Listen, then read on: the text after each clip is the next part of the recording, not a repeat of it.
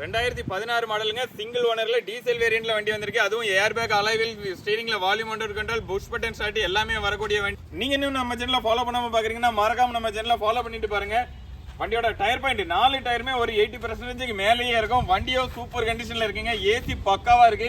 வண்டியோட back side view காமிக்கிறோம் பாருங்க. ரியர் டிஃபோகர், ரியர் வைப்பர் எல்லாமே வண்டியில வந்துடும். சிங்கிள் ஓனர்ல வண்டியில இன்சூரன்ஸ் உங்களுக்கு கரண்ட்ல தான் இருக்கு. வண்டியோட இன்டீரியர் காமிக்கிறோம் பாருங்க.